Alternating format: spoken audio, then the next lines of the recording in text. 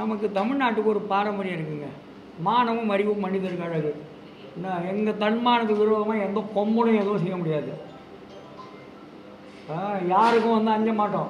ஏன்னா மிஞ்சி மிஞ்சி போனால் வெட்டுவாங்க, குத்துவாங்க, அவ்வளோதானே. அதெல்லாம் தெரியாமையா பொது வாழ்க்கைக்கு வந்திருக்கோம். கம்யூனிஸ்ட் இயக்கத்தில் இருக்கிறோன்னே எதையும் சந்திப்போம். இது எங்களுக்கு புதுசு இல்லை. வழக்குகளோ அல்லது சீருடை அணிந்த சீருடை அணியாத அவங்ககிட்டேருந்து வரக்கூடிய தாக்குதல்களோ நாங்கள் எதிர்பார்க்காத ஒன்றும் இல்லை. ஜனங்களுக்காக எதுவும் நடக்கணும்னு நடக்கட்டும். சேகர் பாபு அவர்கள் பெரிய ஆள். அவரால் வந்து யாரையும் வரவழைக்க முடியும், கொள்ள முடியும். அவருடைய ஆற்றலை நம்ம குறைச்சி மதிப்பிட முடியாது. தேன்மொழி ஒரு சாதாரண மனிதர்னு சொல்கிறாங்க, பொது நலன்னு சொல்கிறாங்க. ஆனால் காவல்துறையினுடைய ஆவணங்கள், காவல்துறையினுடைய புகைப்படங்கள்லாம் வச்சுக்கிட்டு அவங்க வழக்கு போடுறாங்க. உங்களுடைய அமைச்சர் சேகர் பாபு, உங்களுடைய அமைச்சர் நேரு அவங்களோட பேசியா பிரச்சனையை தீர்க்க பார்த்தாரு? எங்களோட தானே பேசினாரு. அப்போ பிரச்சனை தீரணும்னா எங்களோட பேசணும். அப்போ பிரச்சனை தீர வேணான்னா நாடகம் பண்ணணும். எது வேணும்னு பார்த்துக்கிட்டோம். மீண்டு வருவதற்கு ஒரு அவகாசம் தந்திருக்காங்க. இந்த போராட்டம் தொடரும். அதை முக்கியமாக நீங்கள் அறிவிக்கிறோம். ராம்கின்ற அந்த ஒப்பந்தக்காரர், அந்த கோடீஸ்வரர் ஒப்பந்தக்காரர், அவர் பக்கம் நிற்க போகிறாங்களா இல்லை நீதித்துறை உத்தரவுப்படி நடக்க போகிறாங்களா? ராம்கி யார் எங்களுக்கு இன்றைக்கி வா அன்றைக்கி வான்னு சொல்கிறதுக்கு? கார்ப்பரேஷன் எங்களுக்கு. கார்ப்பரேஷன் வேலைக்கு நாங்கள் போவோம். ராம்கிக்கு நாங்கள் கட்டுப்பட்டவர்கள் இல்லை. ராம்கியோட அந்த 31/8 அல்டிமேட்டம் எங்களை கட்டுப்படுத்தாது.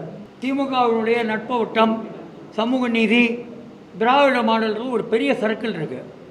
எங்கேயோ ஒரு விஷயம் வருது. விடாமல் என்ன வருதுன்னா, ஏதோ திரு மு.க. ஸ்டாலினுக்கு நாங்கள் ஏதோ வேண்டாதவர்கள் போலவும், அவர் விஷயத்தில் எங்களுக்கு ஏதோ ஒரு வெறுப்பு இருக்கிற மாதிரியும், நாங்கள் வந்து அரசியல் காய்களை நகர்த்துவதாகவும் நினைக்கிறாங்க. இந்த மாதிரி இடத்துக்கு, இது மாதிரி விஷயத்துக்கு இடம் தர வேணான்னு நினைக்கிறோம். ஒரு இடைவெளிக்கு பிறகு சந்திக்கிறோம். அப்படின்னா காவல் வன்முறையால் இந்த இடைவெளி ஏற்பட்டது. நீதிமன்றத்தில் பொதுநல வழக்குன்னு ஒரு நாடகத்தை காவல்துறை ஏற்பாடு செய்தது. தேன்மொழி அப்படின்னு ஒருத்தர் மூலமாக வழக்கு போட்டாங்க. தேன்மொழி ஒரு சாதாரண மனிதர்னு சொல்கிறாங்க, பொது நலன்னு சொல்கிறாங்க. ஆனால் காவல்துறையினுடைய ஆவணங்கள், காவல்துறையினுடைய புகைப்படங்கள்லாம் வச்சுக்கிட்டு அவங்க வழக்கு போடுறாங்க. அப்படின்னா காவல்துறையால் ஏற்பாடு செய்யப்பட்டு போடப்பட்ட வழக்கு. இப்போ வேறு நீதிமன்ற உத்தரவுகளை இந்த அரசு மதிக்காது, வேறு சட்டப்படி இருக்கிற விஷயங்களை இந்த அரசு மதிக்காது. ஆனால் தொழிலாளிக்கு எதிராக, ஜனங்களுக்கு எதிரான்னு வந்தால் காவல்துறை தொழிலாளர்கள் மேலே பாயும். அதுதான் வந்து இன்றைக்கி நடந்ததுன்னு வைங்க. இப்போது எங்களுக்கும் ஒரு மீண்டு வருவதற்கு ஒரு அவகாசம் தந்திருக்காங்க. இந்த போராட்டம் தொடரும். அதை முக்கியமாக நீங்கள் அறிவிக்கிறோம். இந்த போராட்டம் வந்து ஓயவில்லை. இந்த போராட்டம் வந்து அன்று நடந்த காவல் ஒடுக்குமுறையோடு ஓயலை. இன்னும் கேட்டால் நீதிமன்றம், குறிப்பாக அரசியலமைப்பு சட்டத்தின் மீது, நீதித்துறையின் சுதந்திரத்தின் மீது இந்த நாட்டு மக்கள் நம்பிக்கை வைக்கலாம் என்று சென்னை உயர்நீதிமன்றத்தினுடைய நீதிபதிகள் எம்.எஸ். ரமேஷ், லட்சுமி நாராயணன் அமர்வோம் எங்களுக்கு அந்த நம்பிக்கையை தந்திருக்காங்க. ரொம்ப அப்பட்டமாக இது பொய் வழக்குன்றதை உணர்ந்திருக்காங்க. ரொம்ப அப்பட்டமாக பொய் வழக்குன்னு உணர்ந்து காவல் வன்முறைக்கு அவங்க ஆளாகக்கூடாதுன்றதுக்காக பொய் வழக்கு போடப்பட்டவர்களெல்லாம் ஃபோர்த்வித் ரிலீஸ் பண்ணுங்க, உடனடியாக விடுதலை செய்யுங்க அப்படின்னு சொல்லி உத்தரவு போட்டு நீதிமன்றம் போராட்டக்காரர்களுக்கு ஒரு நிவாரணம் தந்திருக்கு. இப்போது தலைமை நீதிபதியோட உத்தரவை காரணம் காட்டி எங்களை வெளியேற்றினாங்க. ஆனால் இப்போ அதே தலைமை நீதிபதி எதிர்ப்பு தெரிவிக்க குடிமக்களுக்கு உரிமை உண்டு, எதிர்ப்பு தெரிவிக்க மாற்று இடம் தர வேண்டும் அப்படின்னு சொல்லியிருக்காரு. கேட்க வேண்டியதானே? அப்போ காவல் ஆணையருக்கு மனு கொடுத்துருக்கோம். திரு அருண் அவர்களுக்கும் அதற்கு அடுத்த நிலையில் இருக்கிறவங்களுக்கும் அவங்க இப்போ ராம்கின்ற அந்த ஒப்பந்தக்காரர், அந்த கோடீஸ்வரர் ஒப்பந்தக்காரர், அவர் பக்கம் நிற்க போகிறாங்களா இல்லை நீதித்துறை உத்தரவுப்படி நடக்க போகிறாங்களா? அந்த கேள்விக்கு அவங்க பதில் சொல்லணும்.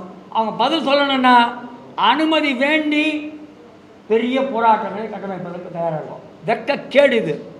அதான் உரிமைகளுக்காக போராடுவதுன்றது ஒன்று. இந்த உரிமைகளுக்காக அரசியலமைப்பு சட்டம் தந்த உரிமை, 19 பிரிவு தந்த உரிமை, நீதித்துறை மறு உறுதி செய்திருக்கிற உரிமை, அந்த உரிமைக்காக ஒரு போராட்டம் நடத்தணும். அப்படி ஒரு நிலைமை இன்றைக்கி உருவாகிருக்கு. இது எல்லாம் யாருக்காகன்னு கேட்டால் அதுதான் ரொம்ப வேடிக்கை.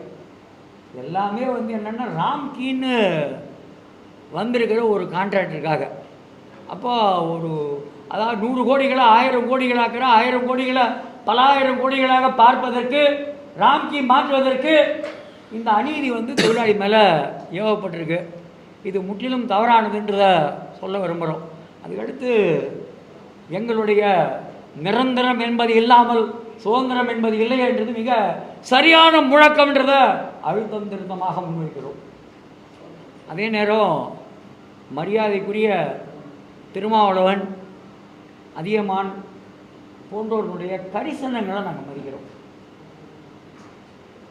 ஒரு மாதிரி சமூக நீதியின் பக்கம் நிற்பவர்கள் மத்தியில் அந்த முகாமுக்குள்ளே பிளவு உருவாகிறத நாங்கள் விரும்பலை, விரிசல் உருவாவதை நாங்கள் விரும்பலை. திருமாவளவன் எங்களுடைய போற்றுதலுக்குரியவர், மதிப்புக்குரியவர். அவர் எந்த சூழலில், எந்த கான்டெக்ஸ்டில், எந்த பின்புலத்தில் எப்படி கருத்து சொன்னான்றது எனக்கு தெரியல. ஆனால் ஒரு விஷயம் நிச்சயம், மனித கழிவை மனிதர் அகற்றுவது அது சமூக கொடுமை, அது தடுத்து நிறுத்தப்படணும். இயந்திரங்கள் மட்டுமே மனித கழிவை அகற்ற வேண்டும். அது எவ்வளோ சரியோ அவ்வளோ சரி. குப்பைகளை அகற்றும் வேலையும் இயந்திர மனிதர்கள், ரோபோ பார்க்க ஆரம்பித்தா ரொம்ப நல்லது. அந்த காலம் எப்போ வருதோ அது ரொம்ப நல்லது. அந்த நாள் நன்னாள் தமிழ்நாட்டில். ஆனால் அது வரைக்கும் என்ன பண்ணுறது? நாங்களும் கூட தமிழ்நாடு முதலமைச்சர் வெகு விரைவிலே தமிழ்நாடு முழுவதும் குப்பை அள்ளும் பணிகளை இயந்திரங்கள் பார்த்துக்கொள்ளும் என்ற நிலையை உருவாக்கினா முழு ஒத்துழைப்பு தருகிறோம், வரவேற்பு தருவதற்கு தயாராக இருக்கும். அதுவரையில் அந்த செய்கிற மனிதர்கள் என்ன பண்ணுறது? குப்பை அள்ளும் பணி இனிமேல் மனிதர்கள் பார்க்க மாட்டார்கள் அப்படின்னு சொல்லி ஒரு நடைமுறை எடுக்க முடியுமா? நாங்கள் தான் பார்க்குறோம். பார்க்கும்போது நாங்கள் கௌரவமாக வாழ விரும்புகிறோம், நாங்கள் தலை நிமிர்ந்து வாழ விரும்புகிறோம். சமூக ஏணியில் கீழ்ப்படியிலேருந்து கொஞ்சம் கொஞ்சமாக மேலே போகணுன்னு பார்க்குறோம். எங்கள் பிள்ளைங்க நாளைக்கு நல்லா ஆகணும்னா அதுதான் வழி.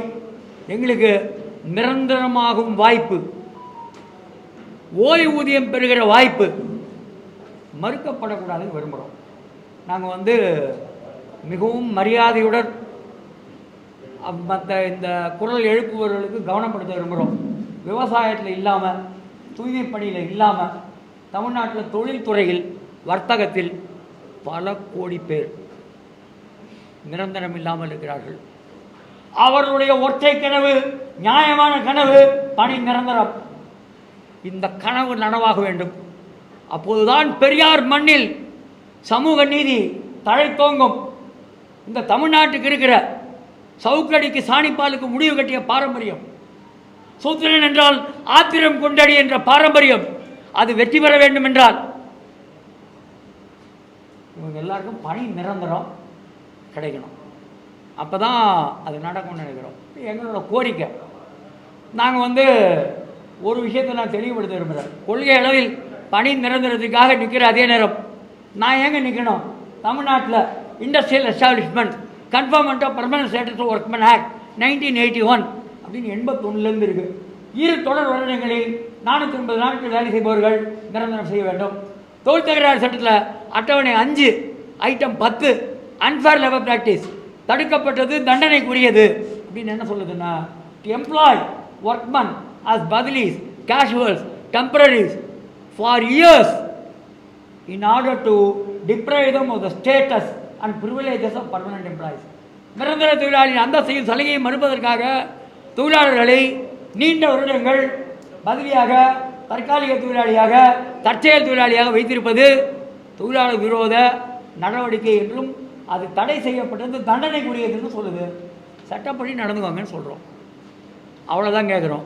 அப்புறம் எங்களுடைய ஒற்றை கோரிக்கை, எங்களோட பணி நிரந்தரம். நாங்கள் ஒன்றும் உங்கள் யார் தயவையும் எதிர்பார்க்கல. நாங்கள் ரொம்ப சிம்பிளாக என்ன சொல்கிறோன்னா, கோர்ட் பார்த்துக்கிட்டுன்றோம். ஓபி 64 2025 7வது மண்டலம் தொடர்பானது. 5-6 மண்டலம் தொடர்பாக ஓபி 66 67 2025 வழக்குகள் தொழில் தீர்ப்பாயத்தில் இருக்குது. அங்கே நாங்கள் பணி நிரந்தர விஷயத்தை பார்த்துக்கிறோம். ஆனால் இப்போ நாங்கள் கேட்குற ஒற்றை கோரிக்கை ஒன்றும் பெரிய கஷ்டமே கிடையாது. நம்முடைய மாண்புமிகு முதல்வர், மரியாதைக்குரியவர், மிகவும் பலமானவர், ஒன்றிய அரசுக்கு எதிரான மிகப்பெரிய போராளி. அவர் சும்மா ஒன்று சொன்னால் போதும், 31/7/2025 முன்னே நாங்கள் எங்கே இருந்தோமோ அங்கே கொண்டு போய் அப்படியே வச்சாருன்னா போதும். வேறு எதுவுமே நாங்கள் கேட்கல. ரொம்ப எளிய மனிதர்கள், சமூகத்தின் கடைக்கோடியில் இருப்பவர்கள், பெண்கள். மீண்டும் நினைவுபடுத்துகிறேன், அருந்ததியர், ஆதி திராவிடர், அனைத்து சாதி ஏழைகள், பெண்கள், அவங்க சார்பாக கேட்குறோம். முதலமைச்சர் எங்களோட நாங்கள் உங்கள் படத்தை மிதிச்சிட்டோம் அப்படி சொல்கிறாங்க, உங்களுக்கு சாபம் கொடுத்தோன்றாங்க. இல்லை, அது எங்கள் பாரம்பரியம் இல்லை. இது கம்யூனிஸ்ட் இயக்கத்தோடலால் நடத்தப்படுகிற போராட்டம். நாங்கள் அவன் இவன் என்ற ஏகவசனம் வேண்டாம்னு அண்ணா சொன்னதை பின்பற்றுறவங்க. அப்போது இது மாதிரி திசை திருப்பக்கூடாது. எங்களுக்கு ஒன்றும் முதலமைச்சரோட எங்களுக்கு எந்த விதமான சிக்கலும் இல்லை. நாங்கள் என்ன சொல்கிறோன்னா, பணி நிரந்தரம் தொடர்பாக கூட தமிழ்நாட்டோட மூத்த அரசியல்வாதி அவர், ரொம்ப அறிவார்ந்த அரசியல்வாதி. 12,000 பேர் நிரந்தரம் பண்ணணும்னு கேட்டவர் அவர். 19/1/2021 அவர் ஒன்றும் விஷயம் தெரியாமலாம் கேட்க மாட்டார். அப்போ அவர் சமூக பொருளாதார அரசியல் காரணங்களை எல்லாம் தெரிஞ்சு தான் கேட்டிருக்காரு. அதனால் நம்ம எல்லாருமே தமிழ்நாடே அதை மதிக்கணும்னு நான் நினைக்கிறேன். நம்ம முதலமைச்சரோட தமிழ்நாட்டு மக்களுடைய சமூக பொருளாதார அரசியல் யதார்த்தங்களை புரிந்து கொண்டு 19/1/2021 அன்று பணி நிரந்தரம் வேண்டும், 12,000 பேருக்கு வேண்டும், நீதிமன்ற தீர்ப்புகளுக்கு காத்திராமல் வேண்டும் என்று அவர் சொன்னதை மொத்த தமிழ்நாடும் மதிக்க வேண்டும், முதலமைச்சரும் மதிக்க வேண்டும் கருதும். அவ்வளோதான் எங்களோட கோரிக்கை. இதுக்கு தமிழ்நாடு முழுவதும் இந்த போராட்டம் பரவும், தனி ஒரு தீப்பொறி காட்டுத்தீயை உருவாக்கும். நான் தமிழ்நாடு அரசாங்கத்துக்கு கவனப்படுத்த விரும்புகிறேன். எல்லா இடத்துலையும் ஆரம்பிச்சாச்சு போராட்டம். மதுரையில் போராட்டம், திருநெல்வேலியில் போராட்டம், அது கடலூரில் போராட்டம், எல்லா இடங்கள்லையுமே தூய்மை பணியாளருடைய குமுறல், இதய துடிப்பு எல்லாம் அப்படியே வெளியில் வர ஆரம்பிக்குது. நீங்கள் சுமூகமாக இதை முடிங்க, நல்லபடியாக முடிங்க, ஏழை எளிய மக்களுக்கு நல்லது செய்யுங்க. அதுக்கு பதிலாக எங்களை ஏதோ பகையாளிகள் போல், பாகிஸ்தானில் சேர்ந்தவங்க போல் எங்களை நடத்தாதீங்க. பாகிஸ்தானை சேர்ந்தவங்ககிட்டையும் நல்லா நடந்துக்கணுன்றது எங்களோட விருப்பம், அது வேறு விஷயம். ஆனால் நாங்கள் இந்திய நாட்டு மக்கள், நாங்கள் தமிழ்நாட்டு மக்கள், நாங்கள் மிகவும் பிற்படுத்தப்பட்ட ஒடுக்கப்பட்ட சாதிகளை சேர்ந்த மக்கள், அதுக்கேற்ப எங்கள் நடந்துகள்னு இந்த பத்திரிகையாளர் சந்திப்பின் மூலமாக மீண்டும் ஒரு முறை தமிழ்நாட்டுடைய முதலமைச்சருக்கு எங்களுடைய வேண்டுகோளை முன்வைக்கிறோம். உங்கள் எல்லாருக்குமே எங்களுடைய பத்திரிகை செய்தியை கொடுத்துடுறோம், பார்த்துக்கோங்க.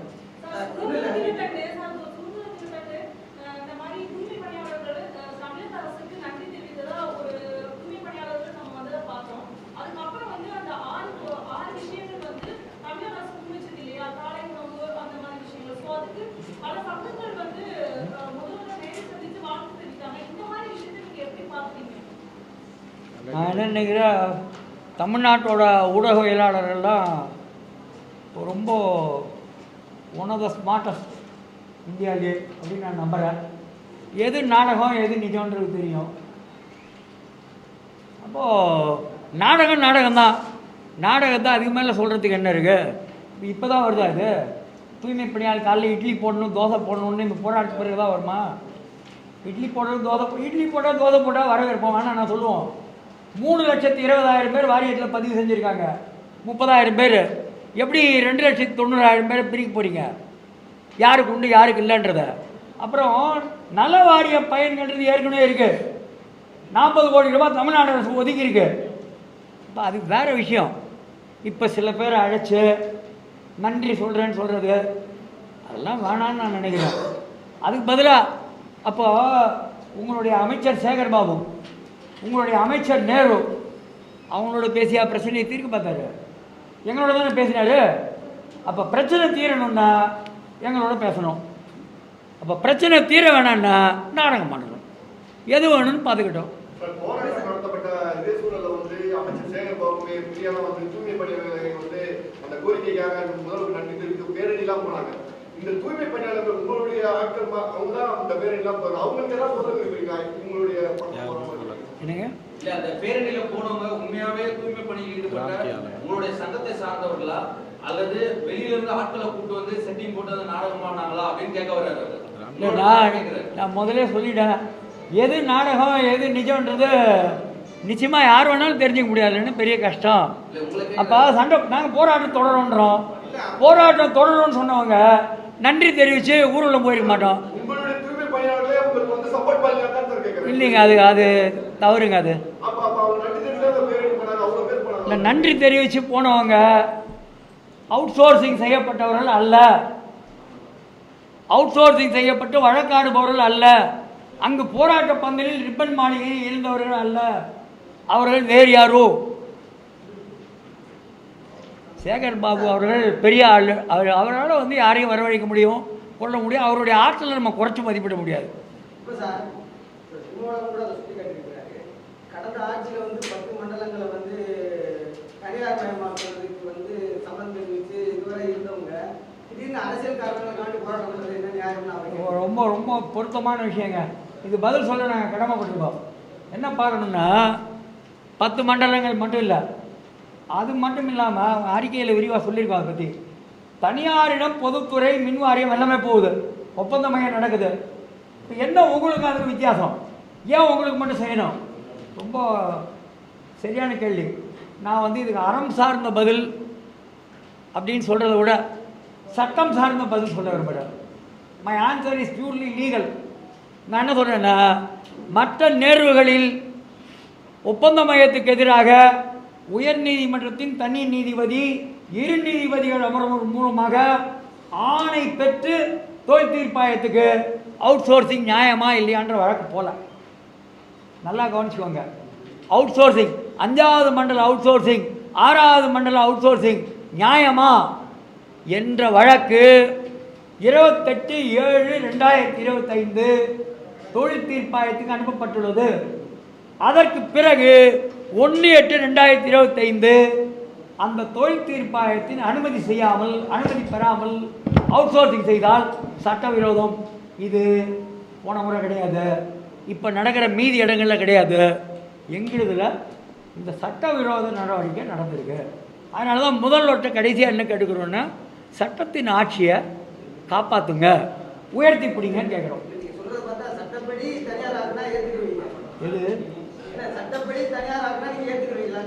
சட்டப்படி தனியார் ஆக்க முடியுமான்றதை சட்டப்படி சோதிச்சு பார்க்கலாம். இல்லை, இப்போ எங்களை பொறுத்த வரைக்கும் கொள்கை அளவில், அதனால தான் நான் சொன்னேன், கொள்கை அளவில் தனியார் மையத்தை நாடு முழுக்க எதிர்க்கிறோம். இப்போ நாங்கள் சந்திக்கிறது 5வது 6வது மண்டலத்தில் எங்கள் சங்கம் வழக்கு தொடக்குதோ போராட்டம் நடத்துதோ இங்கே தான் பண்ணுறோம். அதுக்கு தான் நாங்கள் பதில் சொல்ல முடியும். மற்றபடிக்கு தமிழ்நாடு முழுக்க எல்லாருக்கும் பணி வேணும்னு தான் எங்களோட கோரிக்கை.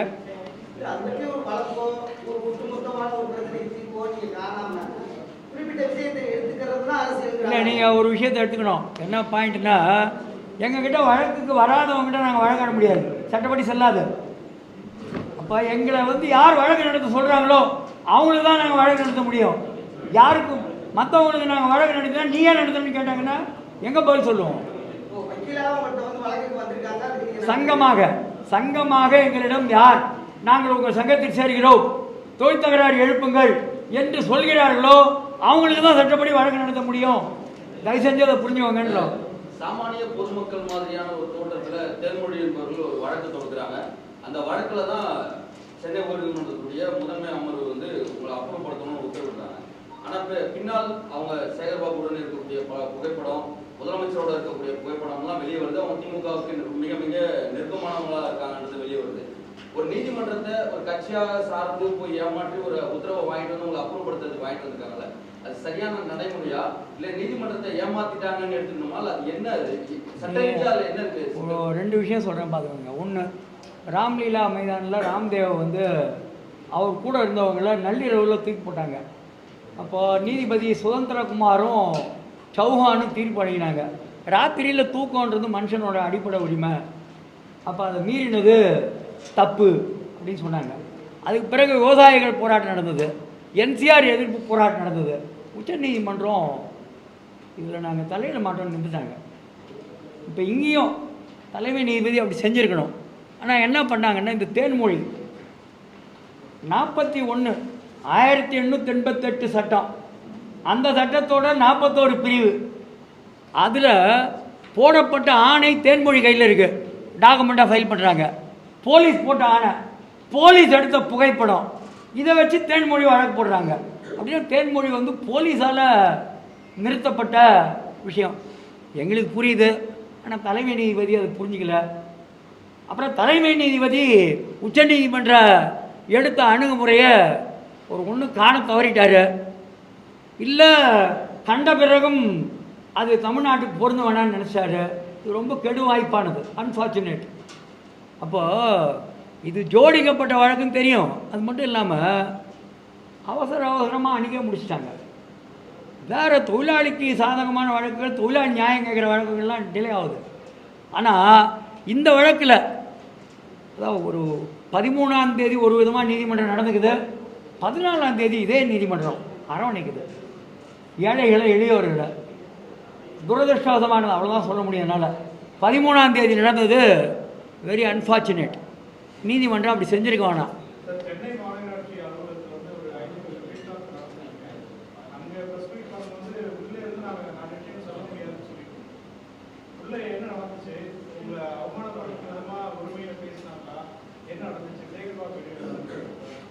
இல்லை, ஒரு விஷயம் என்னென்னா, நான் திருப்பி ஒன்று சொல்கிறேன். நமக்கு தமிழ்நாட்டுக்கு ஒரு பாரம்பரியம் இருக்குங்க, மானமும் அறிவும் மனிதருக்கு அழகு. நான் எங்கள் தன்மானத்துக்கு விரோதமாக எந்த பொம்பளையும் எதுவும் செய்ய முடியாது. யாருக்கும் வந்து அஞ்ச மாட்டோம். ஏன்னா மிஞ்சி போனால் வெட்டுவாங்க, குத்துவாங்க, அவ்வளோதானே. அதெல்லாம் தெரியாமையா பொதுவாக வாழ்க்கைக்கு வந்திருக்கோம். கம்யூனிஸ்ட் இயக்கத்தில் இருக்கிறோன்னே எதையும் சந்திப்போம். இது எங்களுக்கு புதுசு இல்லை. வழக்குகளோ அல்லது சீருடை அணிந்த சீருடை அணியாத அவங்ககிட்ட வரக்கூடிய தாக்குதல்களோ நாங்கள் எதிர்பார்க்காத ஒன்றும் இல்லை. ஜனங்களுக்காக ஏதோ நடக்கணும்னு நடக்கட்டும், சந்திக்கிறோம். மற்றபடிக்கு அவமரியாதையாக நடத்துவதை எந்த கட்டத்தில் எங்கிருந்து வந்தாலும் அதை ஒருபோதும் எங்களுடைய இயக்கம் ஏற்றுக்கொள்ளாது. எங்கள் இயக்கத்தோட பேர் உழைப்போர் உரிமை இயக்கம். உரிமை இயக்கம், கெஞ்சுற இயக்கம் இல்லை, அடிபணிந்து கெஞ்சுகிற இயக்கம் இல்லை. உரிமையை கேட்குற பேசுகிறோம். ஆனால் அதே நேரம் டிஸ்கஷன் கரெக்டாக நீங்கள் கேட்டது வந்து ஒருமையில் மரியாதை குறைவாக பேசினார்கள், அது இடம் இல்லைன்ற. அப்படிப்பட்ட பேச்சுவார்த்தைகளில் நாங்கள் கலந்து கொள்ள இடமில்லை, யாரோடையும் கலந்துக்க மாட்டோம். அப்படி ஒரு பக்கம் வந்து உங்களுக்கு வந்து ஆளுநர் அதே இடத்துல முதல்வர் அழைச்சு மீட்டிங்ல கலந்துக்கிறாங்க, நிறைய சந்திக்கக்கூடிய வாய்ப்புகள் நிறைய இருக்கு. கம்யூனிஸ்ட் கூட்டத்தெல்லாம் முதல்வர் நிறைய கலந்துட்டு இருக்காரு. எப்படி பாக்குறீங்க? உங்களுக்கு ஒரு விஷயம் சொல்லணும். சிபிஎம்மும் சரி, சிபிஐயும் சரி, சிபிஐ மாநாட்டிலேயே தனியார் மயத்துக்கு எதிராக தீர்மானம் நிறைவேற்றியிருக்கிறார்கள். உங்கள் கவனத்துக்கு. அடுத்து மாநகராட்சியில் தூய்மை பணியாளர் சென்னையில் எழுப்பியிருக்கிற கோரிக்கை நியாயமானதை ஆதரிக்கிறோம்னு சொல்லியிருக்காங்க. அப்புறம் இன்றைக்கி மரியாதைக்குரிய தோழர் சண்முகம் என்ன சொல்லியிருக்காருன்னா, பேட்டி வந்திருக்கு, நாங்கள் வந்து பணி நிரந்தரம் என்ற கருத்தில் வலுவாக நிற்கிறோம், மாநகராட்சி தொழிலாளர் போராட்டத்தை ஆதரிக்கிறோம் சொல்லியிருக்காரு. அவர் சொல்கிறத தான் நாங்கள் எடுத்துக்க முடியும். இப்பவும் நான் சொல்கிறேன், இந்த இது மூலமாக என்ன சொல்கிறாங்கன்னா, எடுப்பாரே இல்லை ஏமராமண்ணன் கெடுப்பாரே இன்றி கெடுன்றாங்க. நம்ம முதலமைச்சருக்கு யார் ஆலோசனை சொல்கிறாங்கன்னு எனக்கு தெரியல. இப்போ முதலமைச்சருக்கு யாராவது இது ரொம்ப சோஷலி சென்சிட்டிவு, அடித்தட்டு மக்கள் விஷயம், நீங்கள் கொஞ்சம் முன்ன பின்ன போகலாம் அப்படின்னு சொன்னாங்கன்னா நல்லாயிருக்கும். நீங்கள் நாங்கள் பேசுறதுக்கு தயார், நாங்கள் ரொம்ப சாதாரணமானவங்க, அதனால் வந்து பேசி தீர்க்கிறதுக்கு நாங்கள் தயாராக இருக்கணும். நீங்கள் இப்பவும் சொல்கிறோம், அதில் ஒன்று சொல்கிறோம், வழக்கில் சுப்ரீம் கோர்ட் வரைக்கும் எங்களால் போக முடியும், ஜெயிக்க முடியும். ஆனாலும் முதலமைச்சர் மூலமாக தீர்வு வந்தால் மகிழ்ச்சியோடு ஏற்றுப்போம். தொழிலாளர்கள்லாம் அன்றைய இரவு வந்து காவல்துறை கடுமையான தாக்கினாங்க, அதன் பிறகு கைது செய்தார்கள். மீண்டும் இதே போராட்ட காலத்துக்கு வர தயாராக இருக்காங்களா, இல்லை இந்த மாதிரி காவல்துறை அடிவாங்கி இருக்கும், ஒரு அச்சுறுத்தல், ஒரு பயத்தோடு தான் இருக்காங்களா, எப்படி இருக்காங்க? போராட தயாரான மனநிலை இருக்காங்களா? இல்ல. ஒடுக்கப்பட்ட பிறகு பின்வாங்கக்கூடிய மனநிலை இருக்காங்க. நீங்கள் பார்த்தீங்கன்னா வரலாறு நெடுக வந்து ஜனங்க எல்லா அடக்குமுறையும் தாண்டி போராடிட்டு தான் இருக்காங்க. போராட்டம் ஓயாது, கடல் அலை ஓயாது, போராட்டமும் ஓயாது. அநீதி இருக்கிற வரைக்கும் நீதிக்கான மனிதர்களுடைய போராட்டம் ஓயாதுங்க. மாநகராட்சியில் நியாயம் கிடைக்கிற வரைக்கும் தூய்மை பணியாளருடைய போராட்டம் ஓயாது. எந்த தடைகள் வந்தாலும் அந்த தடைகளை எங்களால் வந்து சந்திக்க முடியும், அதை தாண்டி போக முடியும். சார், அனுமதி கொடுத்து கடிதம் கொடுத்துருக்கீங்களா? என்ன டெட்லைன் ஏதாவது தந்திருக்காங்களா? இல்லை நீங்கள் தான் டெட்லைன் வச்சிருக்கீங்களா அடுத்த கட்ட போராட்டத்துக்கு? இல்லை, அனுமதி கொடுத்த கடிதத்துக்கு அவங்க ஒன்றையார் அதை ரிப்ளை பண்ணணும்னு எதிர்பார்க்குறோம். சொல்லட்டும், உங்களுக்கு அனுமதி உண்டு, அனுமதி இல்லை அப்படின்னு பதில் சொல்லணும் அவங்க. இல்லை, இதுக்குள்ளே பதில் சொல்லணும்னு சொல்லிங்க. கோர்ட் தீர்ப்பு இருக்குது, கோர்ட்டில் அவங்களும் பார்ட்டி. அப்போ தலைமை நீதிபதி சொல்லியிருக்காரு, they're entitled to protest A B, you will have to அதுக்கான ஸ்பேஸ் வந்து தரணும் அப்படின்னு சொல்லியிருக்காரு. அதுக்கு மேலே நாங்கள் என்ன சொல்கிறது? உங்களுக்கு தலைமை நீங்கள் தமிழ்நாட்டோட தலைமை நீதிபதியை ஏற்றுக்கிறீங்களா இல்லையான்னு போலீஸ் முடிவு பண்ணட்டும்.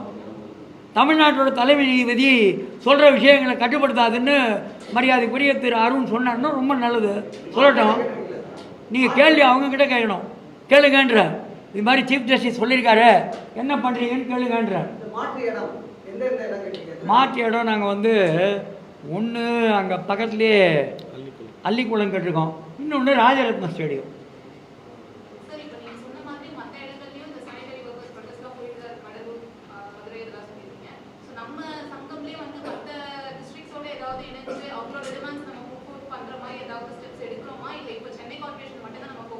இல்லை, இது போகிற போக்கு பார்த்தா எனக்கு எப்படி தெரியுதுன்னா, அதோட இயற்கையாக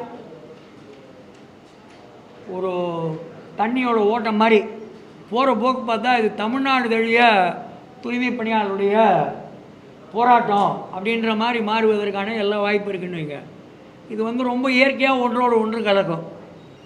ஏன்னா எல்லாருக்குமே பணி நிரந்தர கோரிக்கை இருக்குது, எல்லாருக்குமே ஜீவோ 62 படி சம்பளம்ன்ற கோரிக்கை இருக்குது, எல்லாருக்குமே அவுட் சோர்சிங் வேணான்ற கோரிக்கை இருக்குது. அப்போ இந்த கோரிக்கைகளுக்காக தமிழ்நாடு முழுவதும் சாதாரண மக்கள் ஒன்றாக சேருவதுன்றது மிகவும் இயல்பாக உடனடி எதிர்காலத்தில் நடக்கும். நாங்களும் அதுக்கான முயற்சிகள் எடுப்போம். அன்று சென்னை மாநகராட்சியில் பேட்டி கொடுக்கும்போது, செய்தியாளர் சந்திக்கும் போது அமைச்சர் சேகர் பாபு அப்பெல்லாம் ஒரு வாக்குறுதியை தேர்தல் வாக்குறுதி கொடுக்கல அப்படின்னு சொல்லியிருந்தாரு. இல்ல, அது தேர்தல் வாக்குறுதியில இருக்குன்றது எல்லாருக்கும் தெரியும். முதலமைச்சர் வீட்டுக்கோ இல்ல தலைமைச் செயலகத்துக்கோ இந்த தேர்தல் வாக்குறுதியை கடிதம் மூலமா அனுப்பி ஏதாவது போராட்டம் நடத்த திட்டமிட்டிருக்கீங்களா? அப்படி ஏதாவது அறவழி போராட்டங்கள் ஏதாவது இருக்கா? இல்ல திரும்பவும் இதே மாதிரி இடம் கேட்டு தான் போராடுவீங்களா? ஏன்னா தேர்தல் வாக்குறுதியா கொடுக்கலாம் ஒரு அமைச்சரை சொல்றப்ப உங்களோட போராட்டத்துடைய வடிவம் வேற இருக்குமா, இல்ல அதே தானா? இல்லை, இடம் கேட்டிருக்கோம். நான் என்ன நம்புகிறேன்னா, சட்டத்திற்கு உட்பட்டு போராட்டம் நடக்கும், அற வழிப்படி போராட்டம் நடக்கும். இது ரெண்டுத்தையும் எனக்கு மாறுதல் இல்லை.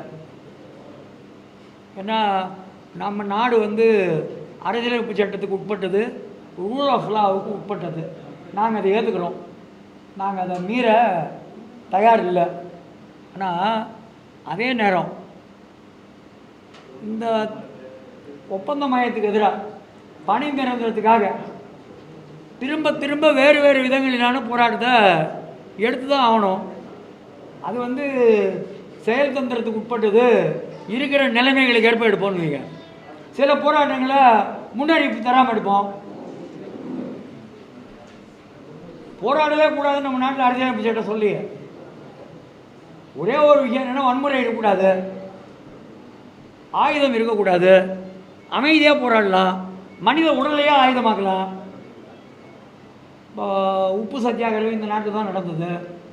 வேறு வேறு விஷயம் நடந்தது. வெள்ளைக்காரன் வந்து திருப்பி அடித்தான், வாங்கிட்டு தான் ஜனங்க செஞ்சாங்க. அது மாதிரி போராட்டத்தை காலவரையற்ற உண்ணாநிலை போராட்டம், விதவிதமான போராட்டங்களை எடுப்பதை பற்றி யோசிச்சுட்ருக்கோம்.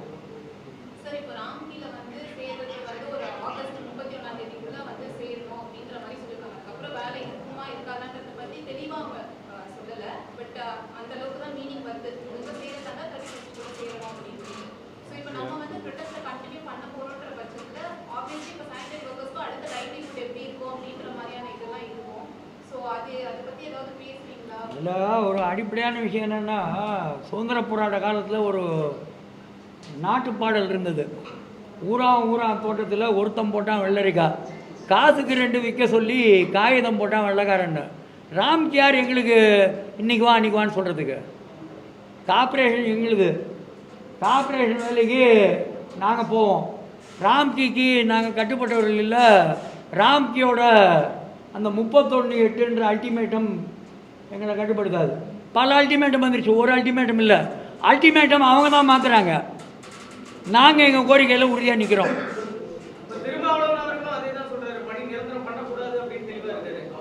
நான் அதை பற்றி முன்னுமே சொல்லிட்டேங்க.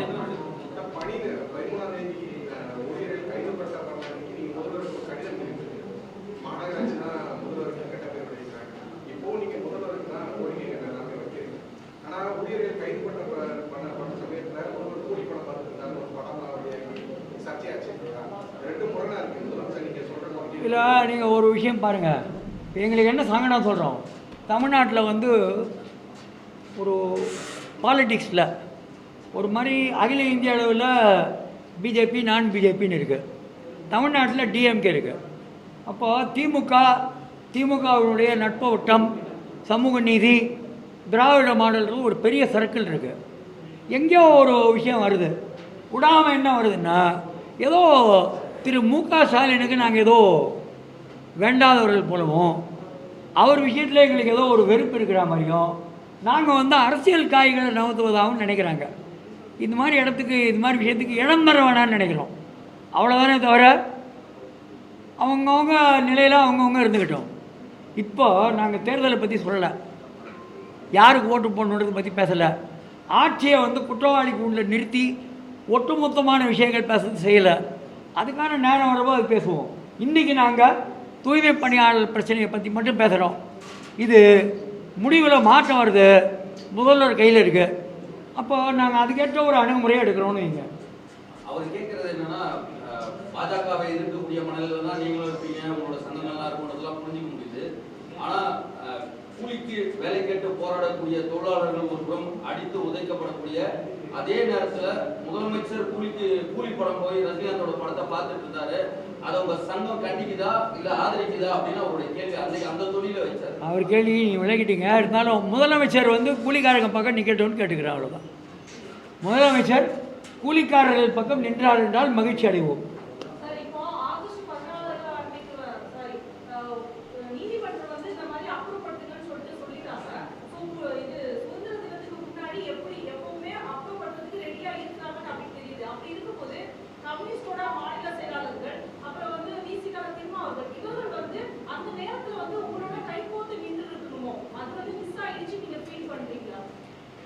இல்லை, நாங்கள் வந்து நண்பர்களை அதிகமாக்கிக்கவும் நண்பர்களோடு இருக்கிற உறவை பலப்படுத்திக்கவும் விரும்புகிறோன்னு வைங்க.